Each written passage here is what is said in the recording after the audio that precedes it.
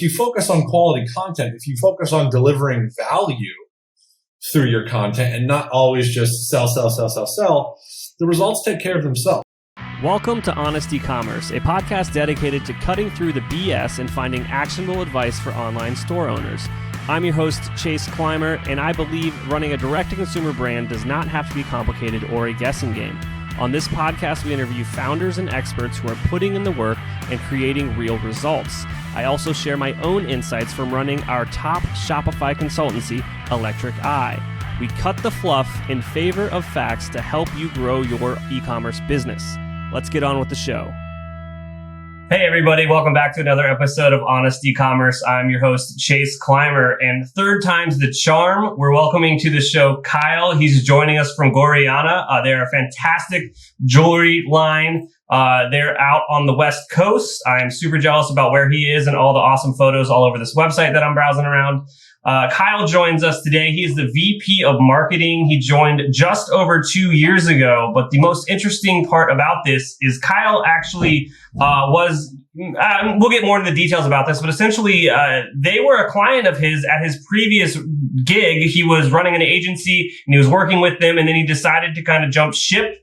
The grass is always greener, we sometimes hear. And so Kyle's going to share with us about that journey and what he's been up to, helping the team grow. From the agency perspective, and now coming in house, and how that all plays out. So, Kyle, welcome to the show. Chase, how you doing? Glad to be here. Awesome. Thanks so much. So, I guess where do you want to start this? Do you want to start it kind of about like how you got the job offer, or do you want to take it way back when you were kind of starting an agency? Either. I think that starting an agency is something that was a natural progression for me. I think the first business that I started. When I began my career, I was coming home. I played basketball overseas for a couple of years, and my college roommate and I started an experiential marketing agency that focused on mostly event marketing, brand ambassador programs, influencers before influencers was really a thing. And saw the writing on the wall. We had some early success, but this was back in, 2011, 2012, when digital ads were really coming into their own and starting to take up more budget from the clients that we were focused on. And experiential was losing market share in a lot of these kind of, small and medium businesses we were focused on, because experiential lacks transparency in terms of performance, right? It's top of funnel. It's very brand. It's hard to connect the $250,000 you're spending on an event to customers. It's not easy to do even today. And we kept on losing bids and losing proposals to brands spending money more on Facebook and digital and search. And so I was just like, well, this is where everyone is going, so I'm going to go there too. So, started my own shop in LA, focusing on, search engine marketing, paid social, and email, just sticking with those three, working, with Klaviyo, Facebook ads, Google search. Like really that was kind of the bread and butter, and, got connected to, Jason Rydell, who's my CEO and, co-founder, of Gorjana here alongside his wife, Gorjana, and worked with them off and on for 4 years, I think, helped revamp their internal email marketing, helped clean up their e-commerce analytics, helped establish the foundation for search and clean up their affiliate program. So kind of spearheaded several different projects for them in the early going, helped them onboard internal team members as well, to help manage, those channels, and just really stayed close, over the course of, the succeeding 4 or 5 years, and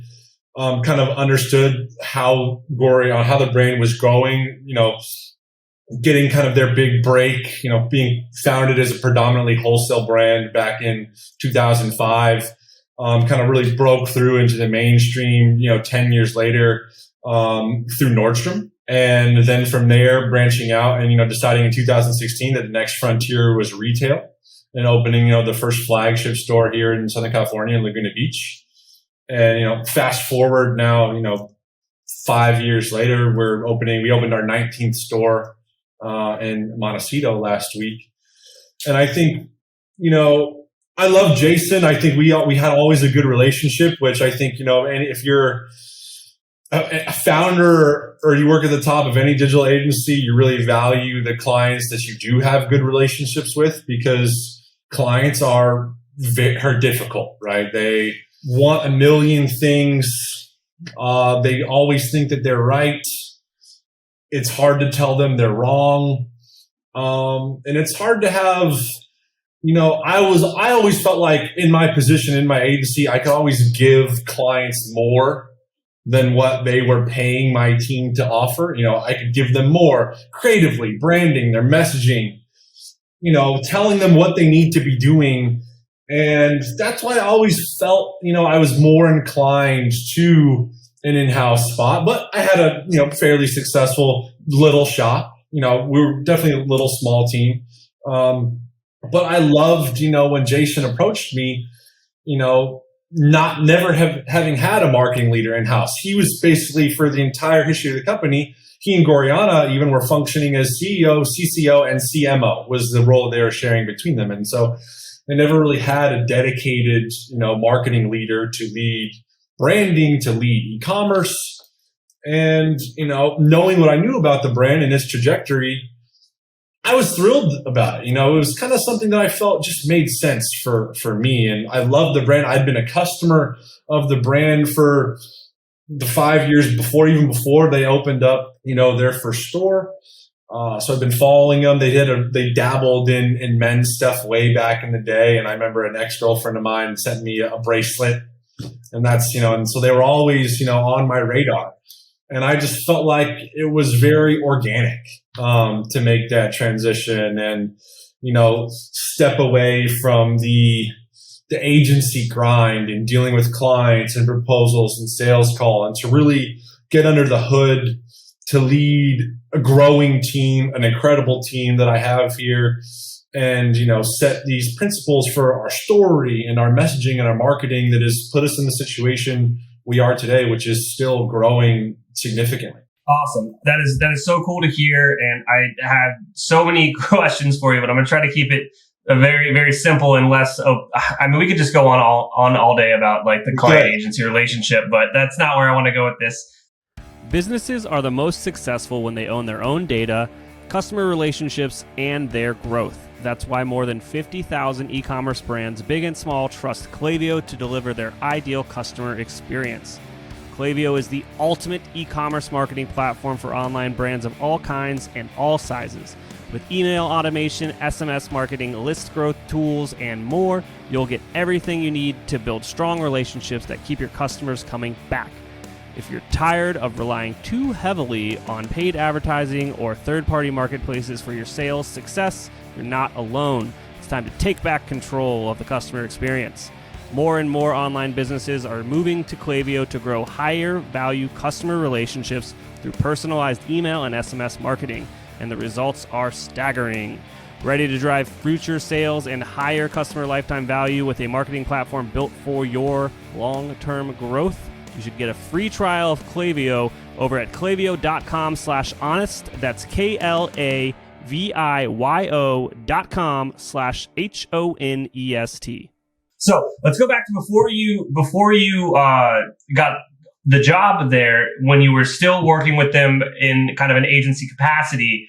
What was like the single project, or maybe the projects that you took on that, they absolutely needed, and it was like something that they didn't know, like they didn't know what they didn't know type situation. And, did you turn around any sort of awesome results for them? I see that a lot on my side of things. And now I'm going to just stop talking because I don't want to put words in your mouth. Well, I think identifying opportunity was really how the role developed, and discussing with him, first and foremost, we discussed the performance of email marketing. And back then they were on Mailchimp. And I was just like, you guys have gotten to a point where you've outgrown Mailchimp. Now, e-commerce is starting to see some success. I think, e-commerce had a couple flat years previously. And then back in 2018, the line started to go up. and it just, they outgrew what Mailchimp could do. And I was like, all my clients use Klaviyo. My agency was Klaviyo partner. We put everyone on Klaviyo, and I was like, you guys got to look at this tool. It is better for e-commerce. It's going to help you, in retention, keeping more customers. It's going to help you segment more customers rather than sending the same email to everyone. It's going to help you send more emails. I think, even at the time where I came in the door, we were only sending 2 emails a week. And, me obviously being extremely data driven, I got under the hood right away. And I was like, every time we send an email, revenue spikes. Oh, I mean, obviously, and from working with other clients, I was, you send more emails, you make more money. And I think that's counterintuitive for a lot of people because they think, you send more emails and your engagement rates go down and your unsubscribe rates go up, which isn't true. If you send bad emails, your engagement rate goes down and unsubscribes go up, no question. But if you focus on quality content, if you focus on delivering value through your content and not always just sell, the results take care of themselves. And I think, again, we went from 2 emails a week. Now we send emails every single day to different audiences, sometimes more than once, not to the same audience, but, I have a really high performing team that churns out incredible content. I happen to think, my graphic designer deserves an award for how incredible our content looks and our emails look. And we've never looked back since then. So that was just, one area. I think obviously identifying, the move to Shopify from Magento. When I started working with the brand, I think in 2016, they were on Magento, and it was my first experience working with Magento. All my clients were on Shopify. And Jason and I were close, and I was like, Jason, Magento is terrible. And hopefully I don't offend anyone listening who works with Magento or uses Magento, and I can't speak to what it is like today, but back in 2016, it was the worst thing I'd ever seen, certainly compared to Shopify at the time. And I was, kind of planted that seed, like, if you guys want a more scalable operation here to run lean internally, because Gorjana didn't then and doesn't now we don't have an internal dev team, right? We outsource that. And so we don't have those resources at our fingertips. Whereas I'm not sure if this is true now, but Magento at the time, you really needed in-house technical team to leverage that product, right? You couldn't just put in, an entry-level e-commerce coordinator or specialist or even a manager and have them navigate that simply. And I ran into that problem because we were launching shopping campaigns through Google search for the first time. And Magento was, it took what normally takes in Shopify maybe a week, and Magento took over a month to get the product feeds to play nicely and communicate back and forth. And, that was a big move for us. I think luckily for me, when I took over 2 years ago, the brand had just migrated from Magento to Shopify, I believe just 3 months earlier at the beginning of the year. And 1 month into, starting here, we migrated our entire POS to Shopify as well. So now we have everything at home in one place, and it makes understanding our customer and all the, related metrics so much easier to have things all in one place. Because that's ultimately, I think the first thing I came in the door was like, all right, who are our customers? And how do we make sure that they stay engaged with the brand? This brand has been around for 15 years. We have a lot of legacy customers. These are the most valuable people. How do we make them happy? And then, let acquisition come secondary after we figure out we make sure we have a strong life cycle for our customers. Man, you shared so much cool stuff there. And anyone that listens know that Magento has its place in the market, and it's not in my client's stack, but there's reasons for it, and there's reasons for all of the tools. But Magento is not something I'm a fan of. The first and last time we used Magento was when we migrated a client off of Magento, back when we started the agency, and then made the decision, like literally weeks later, that we were never working with Magento again because it was just so frustrating. It's a nightmare. Yeah, wouldn't be here if they were going to stay on Magento. Let me tell you that. But luckily, had a little bit of influence, and that got done before I took over. Awesome. All right, so let's go. There's something that you mentioned here is when you were getting involved with them and you were helping them with emails and ramping up their emails, and you said something that sending more emails won't cause the unsubscribe rate to go up or engagement to go down if you're sending the right emails. And then you mentioned that you have a team that does, it's producing amazing content. Did they have that before you joined the team, or is that a big initiative that you helped them get started when you were working with them in the agency capacity? How did that get built out? I inherited a really phenomenal team here, and I think what they needed initially was the right direction in terms of creating more. I think, there were, again, limits in terms of how much content we created here at the beginning. And when I came in and I met with my content team, I was just like, all right, how do we get you guys producing more of everything? And starting with email, knowing that email is still to this day the best medium to retain customers. Honestly, other than retail, I think that's the one, retail is incredible. And again, I know it's sometimes counterintuitive. I think doing retail right is incredible, and retail isn't something that's easy to do. I'm lucky to have a team here that's cracked that code. Our sales team and our ops team have, created a phenomenal experience that my team and I on the marketing side are able to support. And we do a great job. And we kind of have that formula knocked out internally to make retail an incredible channel for us. But email as a sub channel, there's nothing that keeps customers engaged like email, and then, maintains and grows lifetime value. And all you have to do is do it right. And we also were lucky enough to work with another couple of great email partners that enhance our efforts here. But certainly, churning out more content was the first kind of domino to knock down. We needed more ads. We needed more social content. We needed more emails. We needed more of everything. And I think getting that going, aligning more content and honing in our voice, what our message was, what we stood for as a brand, was really, kind of the beginning of what we've been able to do in the last 2 years. Hey everybody, do you want to win back valuable lost time for your support team? Gorgias has machine learning functionality that takes the pressure off small support teams and gives them the tools to manage a large number of inquiries at scale, especially during the holiday season. Gorgias combines all your different communication channels like email, SMS, social media, live chat, and even phone into one platform and gives you an organized view of all of your customer inquiries. Their powerful functionality can save your support team hours per day and makes managing customer orders a breeze.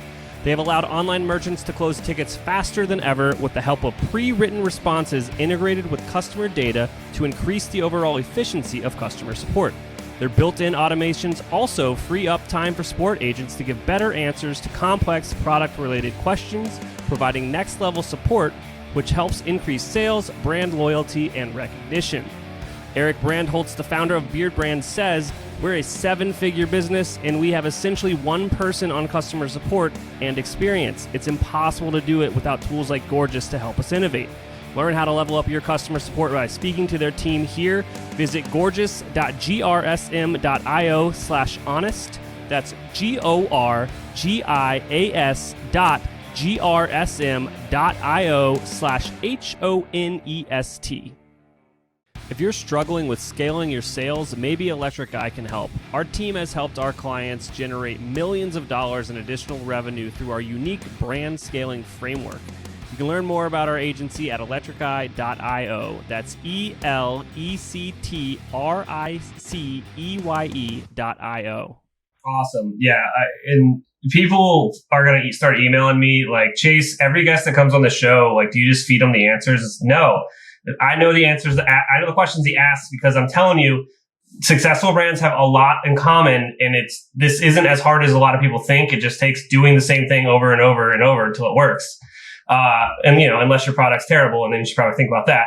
But After you get a product that people want. I'm very lucky, obviously. Gorjana is the founder of our brand. Her and our VP of product design incredible product. I'm lucky, and I know a lot of marketing teams touch product, have to be concerned with product. Luckily, I can rely on the product team in Gorjana killing it every single time. Makes our job very easy. My team and I, we really just focus on the numbers, the strategy, the messaging, and it's working well. Awesome. So what are the numbers that matter to you? Like, what are the KPIs or the true norths that you guys are always going towards? Which ones are, where do you kind of rank them? I get asked this question a lot, and I think the answer is a lot of times for a lot of people it's a little too simple, but customers is the first one. And our customer count, how many customers do we have?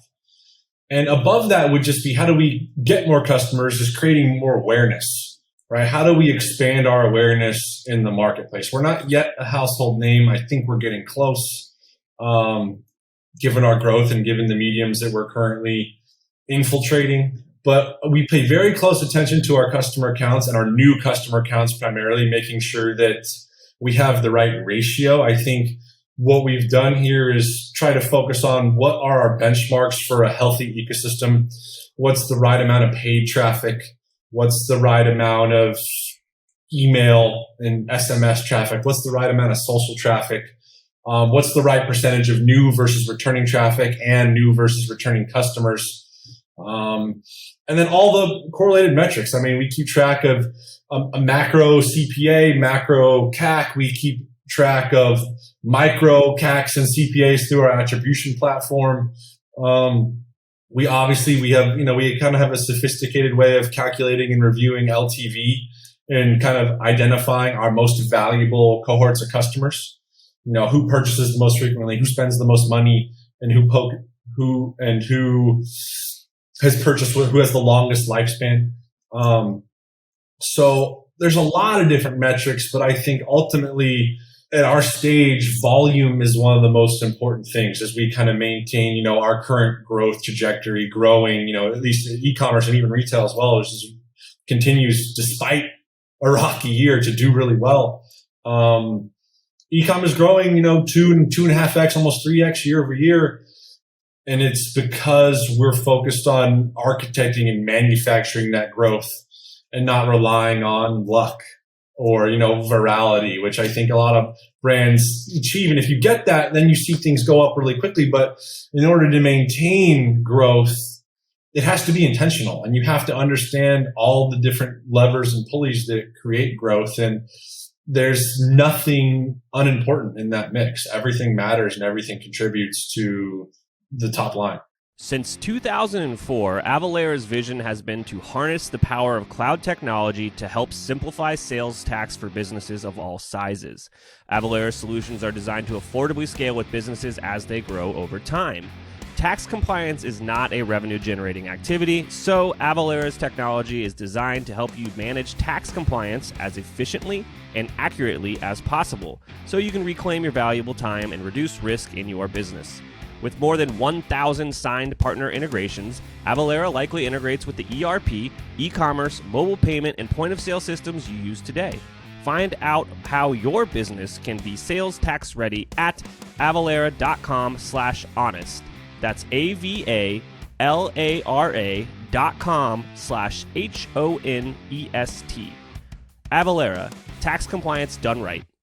So would you say that seeing new customer acquisition go up alongside of just total customers would be the result of positive impacts to all of kind of the secondary or interconnected KPIs that are involved? So is that why you guys are kind of putting that one up top on the Christmas tree, I guess?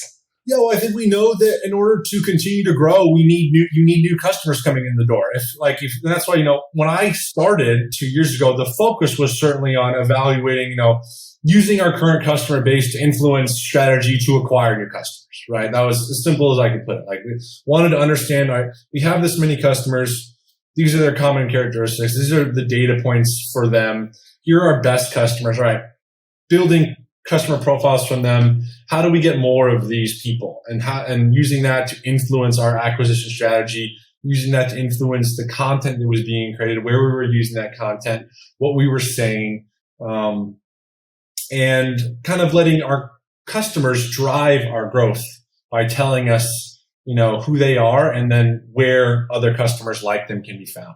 That's awesome. Now, you mentioned something a little bit earlier that I kind of wanted to just dive a little bit deeper on. It was kind of this whole concept of like scaling appropriately and growing alongside of other channels. And so I guess the loaded question is there like kind of a certain threshold that you can hit with paid in terms of growth versus like your organic traffic that is kind of just diminishing returns at a certain point? I think so. We've kind of internally identified that metric at roughly 50% of traffic. When we see us exceed 50% of traffic paid, we see our mix break and we see costs go up. We see higher CPAs, higher CACs. And so we really pay attention to, as we scale, making sure that if increasing your paid spend isn't increasing organic growth and organic traffic and email traffic, that means you have a break somewhere in your mix. That means something isn't working. And so when we know that, it allows us to really understand anytime we go above that threshold, all right, something isn't working. There's something that needs to be fixed or optimized or adjusted to rebalance our ecosystem back towards our target KPIs from a macro perspective.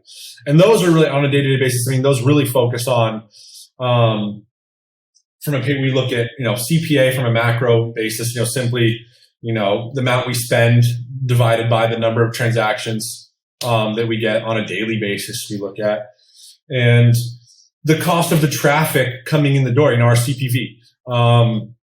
Or cost per session we use internally, but now that we're buying a lot of TV media, cost per visitor is how the TV folks like to talk about it. But knowing what our target cost per visitor is, and how much traffic that's going to get us, and what percentage of organic feeds that or is a result of that paid traffic, focusing on those metrics allows us to be very scientific about knowing exactly what an additional 5K spent a day or in any medium is going to do for their overall mix. Our partner Rewind can protect your Shopify store with automated backups of your most important data. Rewind should be the first app you install to protect your store against human error, misbehaving apps, or collaborators gone bad. It's like having your very own magic undo button. Trusted by over 80,000 businesses, from side hustles to the biggest online retailers like Gymshark, Gatorade, and Movement Watches. Best of all, merchants like you can get 1 month of automated Shopify backups for free by visiting rewind.io/honest. That's rewind.io/honest.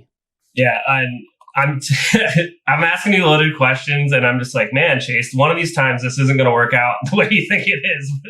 But you're hitting the nail on the head, and it's something that I see all the time. People are like, you could back in the wild west of Facebook, you could almost grow anything with Facebook ads like 5-6 years ago, but you can't do that now. That is a recipe for disaster. Facebook is insanely expensive. Meeting with my team here, it's just watching CPMs go up day in, day out, watching cost per click go up day in, day out. And we still run a very great, Facebook is still probably half of our monthly spend. And it still has its place, but I'm looking under every stone to reallocate budget away from Facebook towards a medium that is more scalable. I think, Facebook has reached that point where it's only going to get more expensive and it is really hard to scale. And we're lucky to do it well here internally, but certainly it's not something that I want my team or our growth to rely on, especially given, iOS 14 updates and all these things that are happening right now in the marketplace that could potentially have a bad influence. And that's one of the reasons why, we're testing TV right now and off to a good start. Yeah, I'm like seeing this return of like more traditional like media buy-in and like just cool like billboards, TV. I've seen a lot of people do like postcards, like physical mailers lately. I just got one the other day from Flaherty, actually, and I was like, oh, this is wild. So it's just fun to see kind of things go full circle now, where it's like, wow, the old school stuff that used to be too expensive is now cheaper than all these new mediums.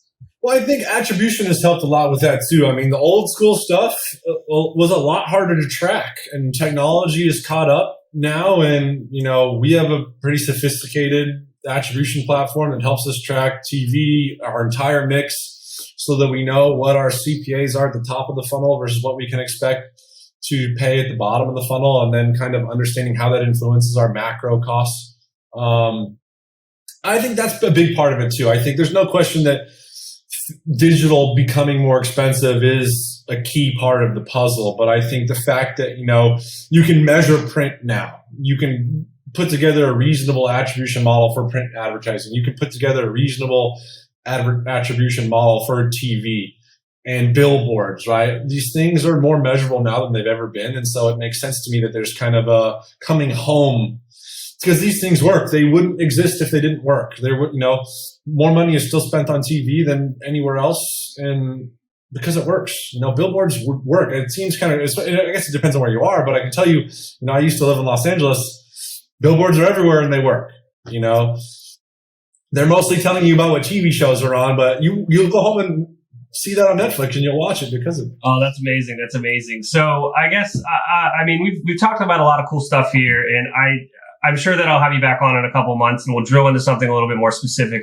But is there anything that I forgot to ask you today that you think would be worthwhile sharing with the audience?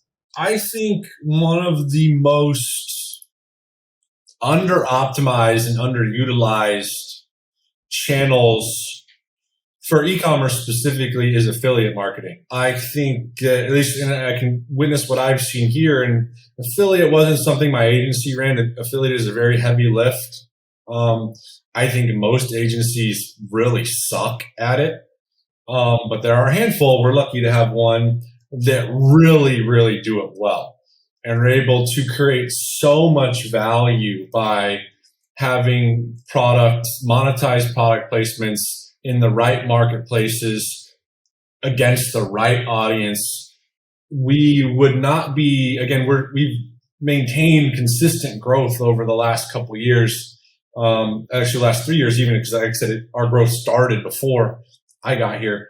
I've just really been kind of, juicing it, I guess, with the team. But I feel we wouldn't have been able to maintain our trajectory with rising costs if affiliate didn't continue to perform.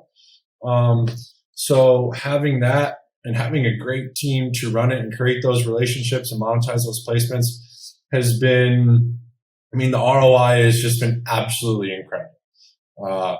And so I think that's something where, if affiliate isn't working for you, you have to think about how you're doing it, who's doing it for you, because if you have almost any kind of product, there's an affiliate marketplace for it, and there are customers that shop those marketplaces. And just because you or I might not use, do I use Rakuten? No, to be honest, never have. It's foreign to me as a consumer, but as a marketer, it is an incredibly valuable marketplace. Ebates, et cetera, all of these, reward style is, I'm sure anyone in the fashion industry knows that reward style is big, but having the team to really leverage reward style so that you have the right placement, so that you're creating the right relationships and getting the right traction, it's so important. And I guess, and other than that, I would say email. If you're neglecting email, if you're not putting the right resources and effort into your campaigns, into your behavioral emails, to triggered emails, abandoned carts, all that stuff. If you're not creating the right ecosystem with email, then you're missing probably the most valuable driver of growth for your business. Because ultimately, you can have the best acquisition funnel in the universe, but if customers don't make that second purchase, you will go out of business. Especially with costs, CAC goes up, CPAs are going up because everyone relies so much on mediums like Facebook, and Facebook works, no question. But if you're not investing as much resources into, email and SMS being huge. If you're not on SMS, if you're not using text message to market to your customers, you're missing out on a lot of revenue there as well. Then you're not going to go anywhere very quickly. I couldn't agree more. Kyle, thank you so much for coming on and sharing this. This will be an episode that I'm sharing with a lot of people when it comes out. Thank you so much.